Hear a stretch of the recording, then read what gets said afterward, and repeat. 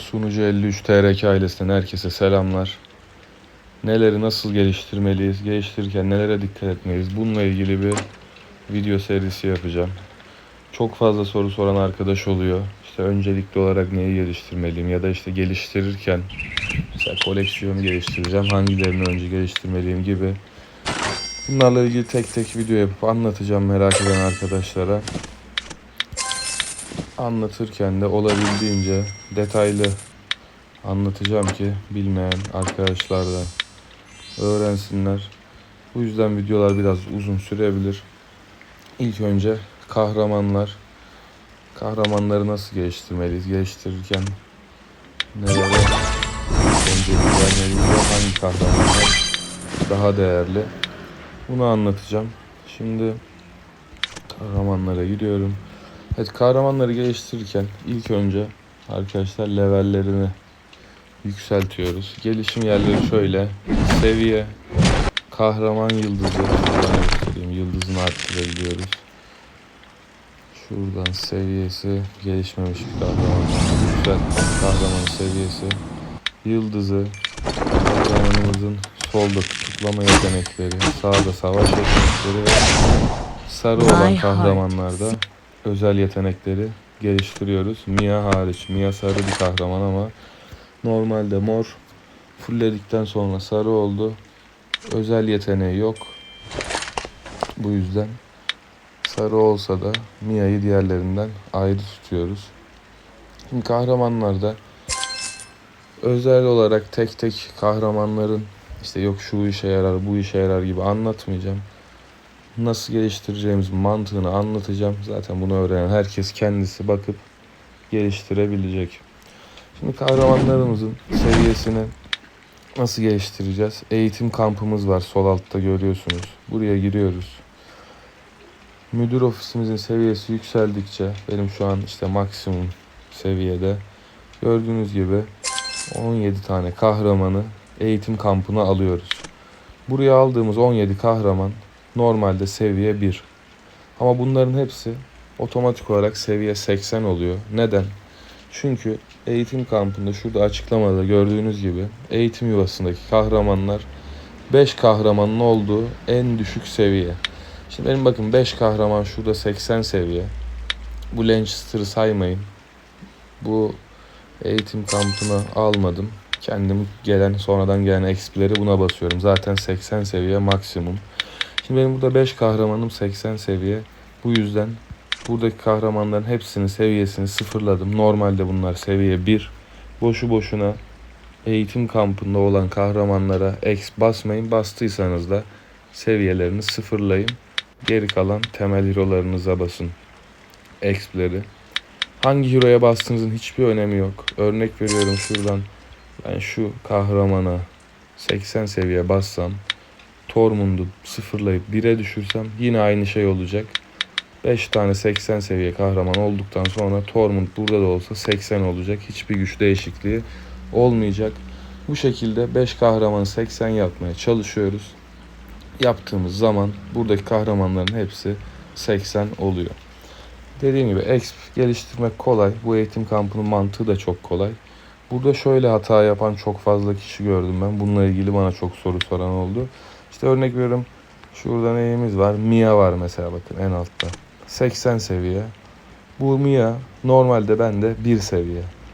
Eğitim kampında olduğu için ve üstte gördüğünüz gibi 5 kahramanım 80 olduğu için otomatik 80'e çıkıyor. Ama arkadaş şöyle yapmış. Mia 30 level. 30 levelken Mia'yı eğitim kampına koymuş 80 olmuş. Bunu yapmanıza gerek yok. Bu kahramanı eğitim kampına koymadan önce seviyesini sıfırlayın.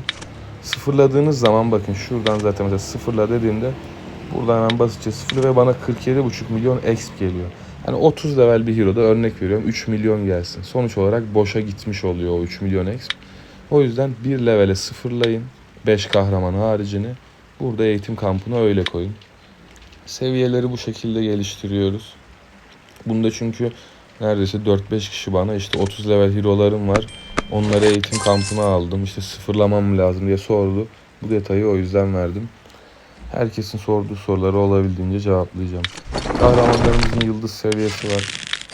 Burada spesifik olarak 2 tane kahramanımızın yıldızını VIP paketi haricinde geliştiremiyoruz. Birincisi Phoenix, ikincisi Tyron. Gördüğünüz gibi yıldız yükselte basıyoruz ve parça takası yok.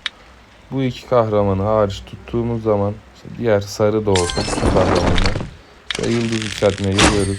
İşte Miraya için 2 tane takviye çarkı geldi son zamanlarda. Takviye çarkını bekleyip elmaslarla Miraya parçası kazanabiliriz. Örnek veriyorum, Hero'da şu an %4 parça var mesela bu kademede. Diğer türlü de sol altta gördüğünüz sarı parça. Bunları kullanarak işte şu an 31 parça var. Miraya'nın işte parçası yeterli olsaydı bunları kullanıp yıldız yükseltebilirdim.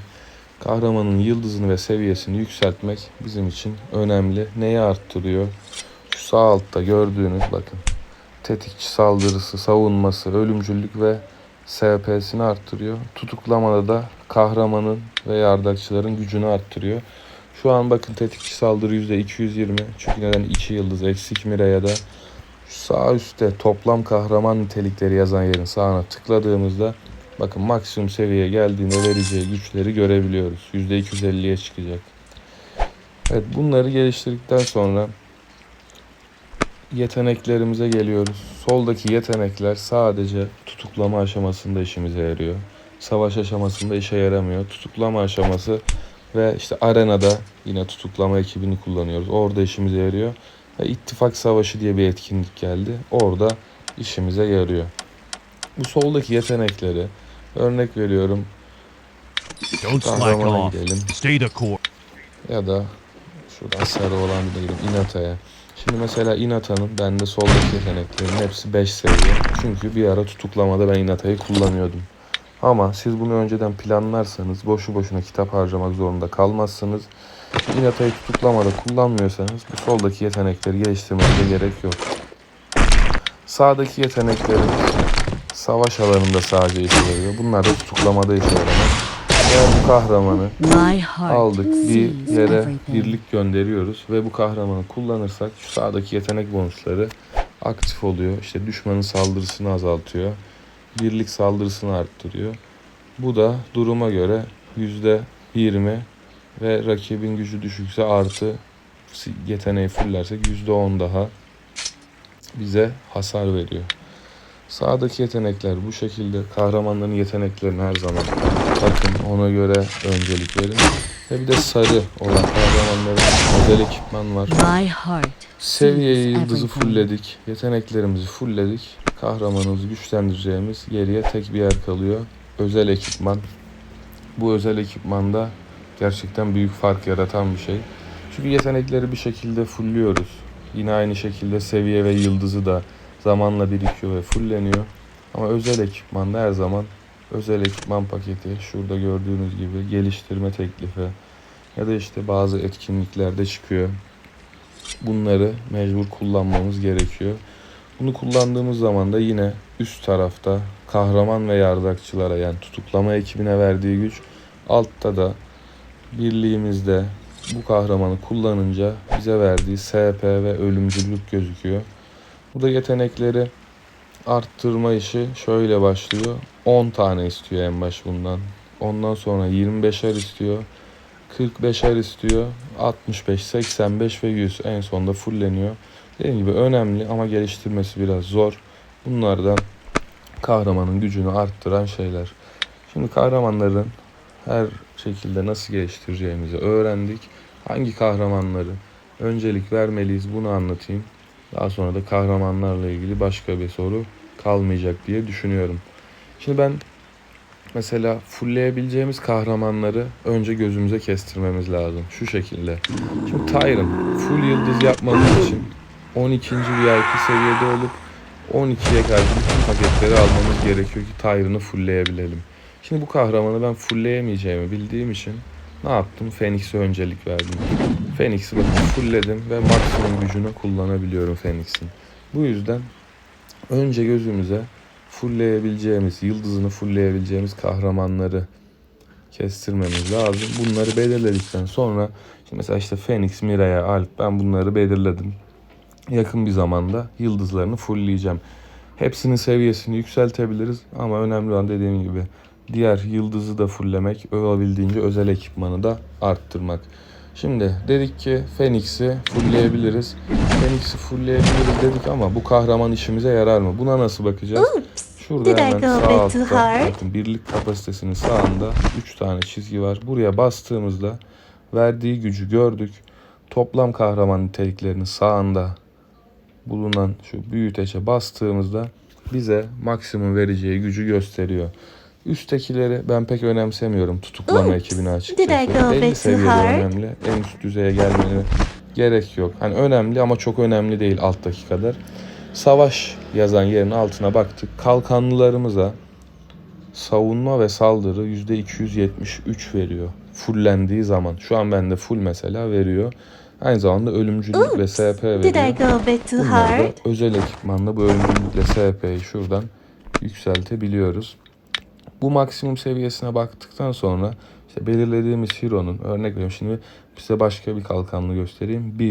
Şu berimiz var, ayı beri. Ayı beriye geldiğimizde buraya basıyoruz.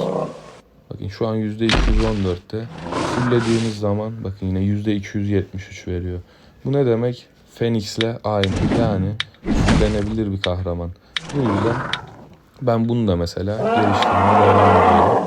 İkinci kalkanım olarak kullanıyorum. Şimdi ama bir diğer şeye geliyorum. Başka bir kalkanlı. Hem mor bir kahraman hem de mor olduğu için özel ekipmanı yok. Bir tane yeteneğe eksik savaş modunda. Buradan geldik. İşte gerdi fullleyebileceğimizi düşündük. Ama işimize yarar mı? Şuraya basıyoruz. Fulllediğimizde bakıyoruz. %40 geri veriyor. Arada ne kadar büyük fark var. Bu yüzden gidip mor parça gibi şeylere öncelik vermiyoruz. Bu kahramanı mesela kenarda yedek olarak işte 3. 4. birlikte kullanacak şekilde bekletiyoruz. İşte altta mesela şu Kaysar var. Ben bu kahramanı yani çok beğenmedim. Kendim beğenmedim ama sizin için daha makul olabilir. Kullanabilirsiniz. Savaş yeteneklerine falan baktım. Şu yeniden canlanma falan bana çok makul gelmedi. Bu kahramanda da mesela şöyle bastığımız zaman bakın maksimum seviyede verdiği şey %252. Şimdi bakın bu Sezar bize %252 veriyor maksimumda. Barry bize maksimumda %273 veriyor. Ve Barry'nin yetenekleri de bence bayağı güzel. Ne yaptım ben mesela? Sezar'ı hiç boşu boşuna açmadım. Zaten Phoenix ve Barry'yi kullanıyorum. Hem tutuklamada ikisini de kullanıyorum. Birlik olarak da 2 tane birlik gönderirsem ikisini aktif olarak kullanabiliyorum. Bunları tek tek kontrol ederek kendinize göre fullleyebileceğiniz kahramanları geliştireceksiniz. Bir de kahramanlarda şöyle bir detay var. Şimdi bazı kahramanlar bakın tıklıyorum, sol üstte ok işaretinin altında bir rolünü gösteriyor. Tetikçi kahraman. Tetikçilere buff veriyor. Altında da askeri kahraman yazıyor. Askeri kahraman dediğinde yeteneklerin hepsi sağdaki savaş gücü veriyor. Şimdi geri geldim. Inata'ya bastım. Yine sarı bir kahraman. Özel ekipmanı olan bir kahraman. Ama bakın kahraman rolü tetikçi altında gelişim kahramanı yazıyor.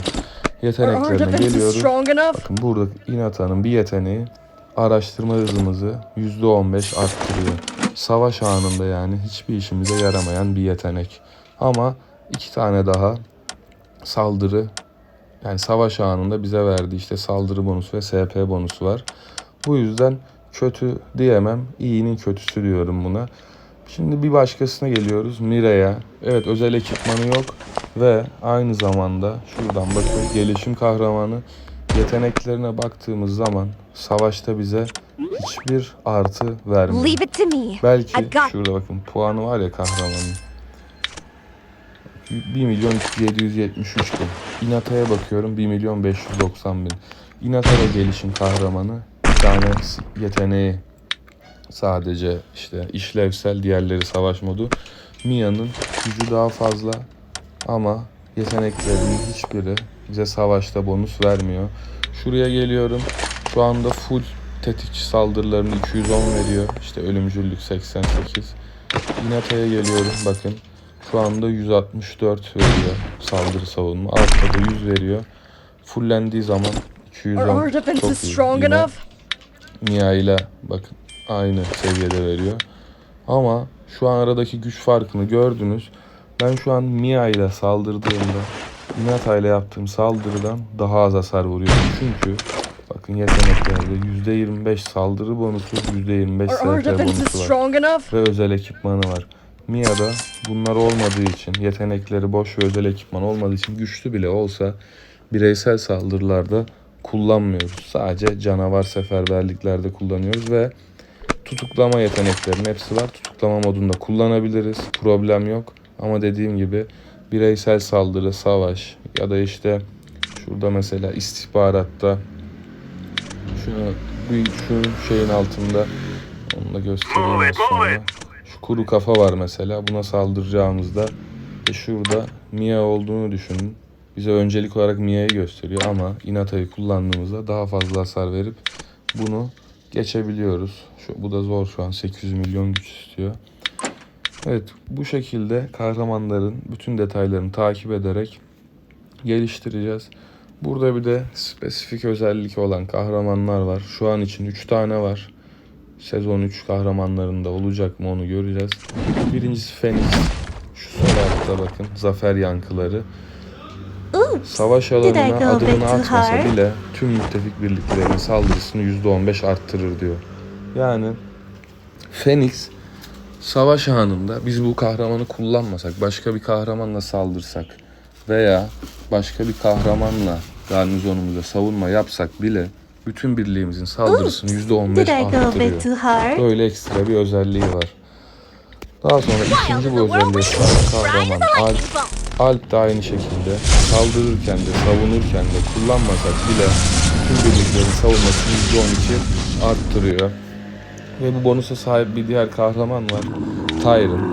Bu da aynı özelliği ölümcüllük olarak arttırıyor. Her bir yıldız %3 veriyor bu arada. İşte bir yıldızda %3-6 diye gidiyor böyle. Maksimumda %15.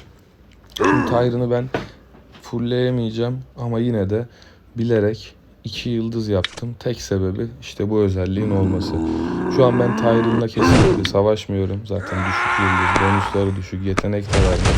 Bunu 2 yıldız yapmamın tek sebebi şu gördüğünüz gibi bütün müttefik birliklere %6 ölümcüllük veriyor ekstradan. Kahramanlar bu şekilde. İki yerde işimize yarıyor. Bir tutuklama, bir de saldırılarda. Kahramanlarla ilgili başka anlatacağım bir şey yok. Dediğim gibi mesela Tormund'umuz var. Tormund'dan da bahsedeyim. Bakın fulleme bonusları %210 kötü değil. Şurada şöyle bir yeteneklerine bakalım. SP artışı, savunma, sersemletme.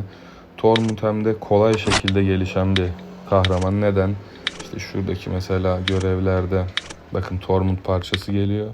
Aynı zamanda kahraman işe almada şu puan sandığından geliyor ve burada işe alırken de gelebiliyor. Bu yüzden Tormund'da mesela bombacı olarak fullleyebileceğimiz bir kahraman. Hem yetenekleri hem özel ekipmanı hem de nitelikleri fena değil. Ama dediğim gibi Tormund'u fullleyecek bile olsak mesela Alp'i fullleyemeyecekseniz benim Tyrion'a yaptığım gibi Işık ailesi özelliğini kullanmak için 2 yıldız yapıp Alp'le savaşmazsınız. Yetenek özel ekipman bile harcamazsınız. Size bunu 2 yıldız yaptığınızda tüm birliklere %6 savunma verir. Savaş alanında olmasa bile. Evet, dediğim şeylerin mantığını herkes anlamıştır diye düşünüyorum. Kahramanlarla ilgili anlatacağım da şöyle bir şey var. Tıpkı bu dediğim gibi Mia'nın gücü yüksek ama işimize yaramıyor. Gelişim kahramanı dedik. İşte Hinata gelişim kahramanı, bir tane skill'i boş. Mireya şu an için en güçlü. Hem skill'leri daha aktif hem güçlü. Bakın maksimum bonusu yüksek. En güçlü tetikçimiz. Bunun gibi kahramanları savunmada garnizona yerleştirme durumu da var. Yine aynı şekilde buraya geldik. Buradaki garnizon daha önceki kargaşa akımında anlattım. Ama o kargaşa akımına özel bir şeydi. Burada farklı olarak nerede işimize yarar bu garnizon, bu kahramanlar? Bununla ilgili soru soran arkadaşlarımız var.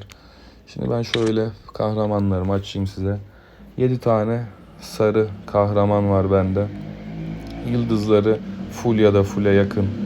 En az 4 yıldız hepsi. İşte yetenekleri var, özel ekipmanları var.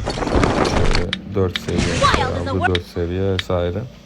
Bu kahramanlar şimdi fazla olduğu için ben örnek veriyorum, birisiyle savaş durumundayım. Birebir savaşıyorum.